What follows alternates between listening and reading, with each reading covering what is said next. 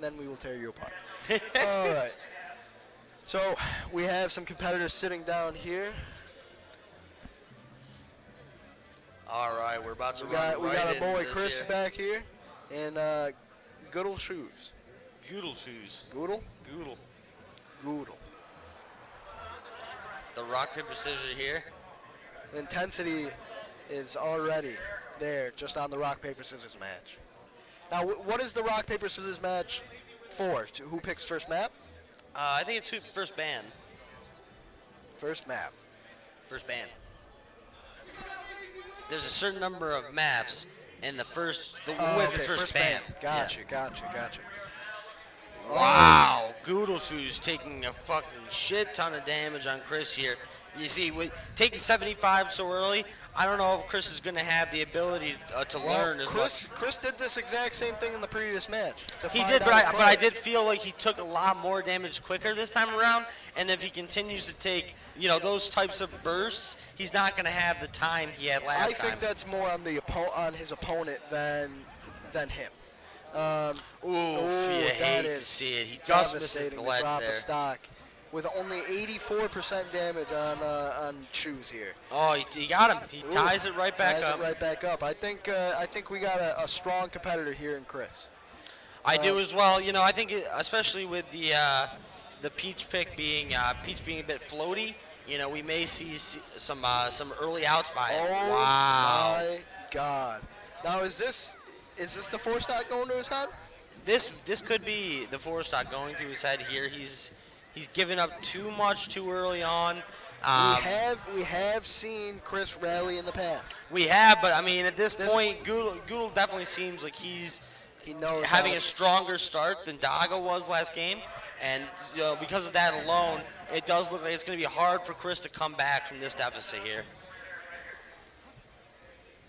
That being said, Chris seems to be trying to changing up his play style a little bit here.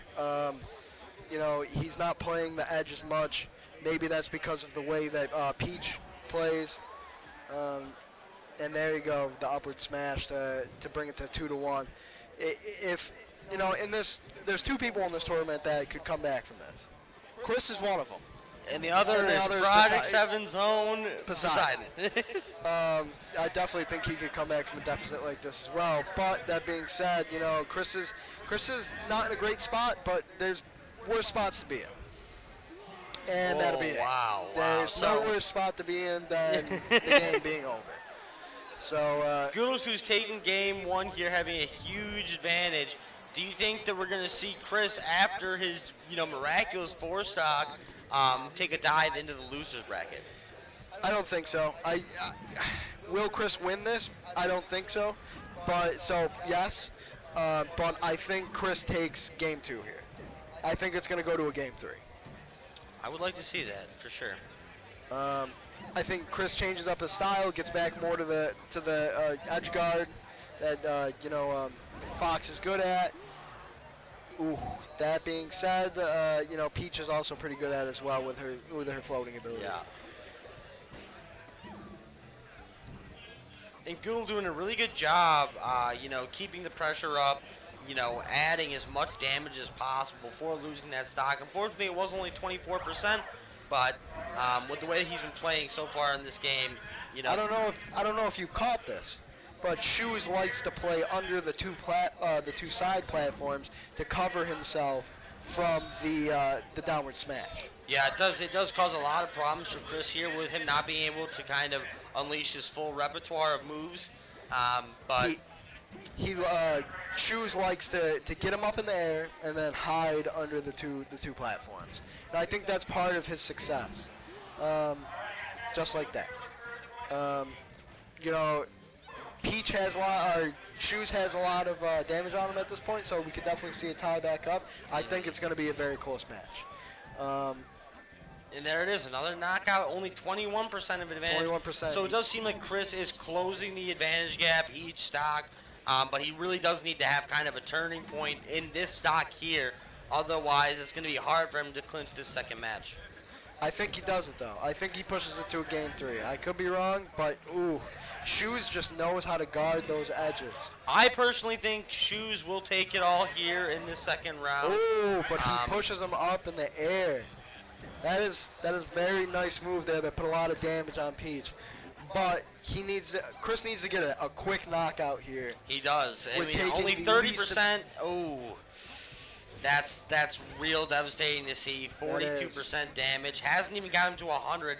And that's going to be the sure knockout on Peach. Once you get him to over 100, it's going to be easy. See, with Peach's ability to fly around in the air, it does make it difficult to when you knock her up to know where she's coming down. He was able to get back into it here, and it looks like he's gaining some momentum. He's kind of tying it up here.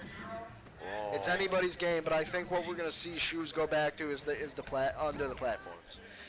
That's where he's found most of his success. And I think that's where he'll go back to, riding the edges and hiding under the side platforms. At this point, it is really anybody's game, and that is it. And Chris does take game it. 2. And I told you.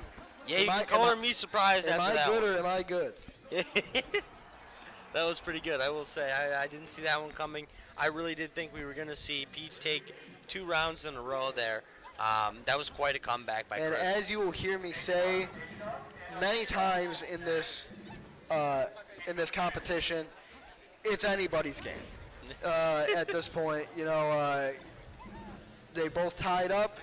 It's a clean slate, and the competitors ready out there to go compete. You look at the intensity on both of the competitors' faces here. They really are feeling the heat of this being Game 3. This is the closest first stock we've seen so far from these two guys here. Do you think the 6 whole people watching us right now is playing a factor into this? Is it getting in their minds, having such a large crowd watch? It would get in anyone's mind, with this much fame on the line. 6 whole people knowing your name, it's now, do we have an update on the prize pool? What is the prize pool up to? $10? Our producer does not know. $10? But you know who does know? It's going to be our homegrown hero, Project 7's own Poseidon. He's helping run this convention, and he'd be able to tell us right away. But he is currently busy and getting in the zone to come back here and really take over. Now, now that we've been kind of talking about the prize pool and stuff, the game itself is kind of, we're still at a very stale, even point. Nobody's really gaining any ground over the other. A very long 2 stocks here with already 2.5 minutes down in the game. Oh, my apologies, actually it's only a minute and a half, but still a minute and a half for 1 stock being taken is pretty shocking. Ooh, I think this edge guard right here is going to be it. And it is. That is perfect edge guard by Shoes. If he plays this right, he can. I think he could potentially get another stock out of Chris. But he does not play it right. Yeah, he ties it right back up. It is a 0-0-2. This is game 3. This is for all the marbles. You're not going to see any more palpable of a situation than what we're seeing right now. Yeah. And it's, this is the most anxiety-ridden match so far. I don't know who is going to take it.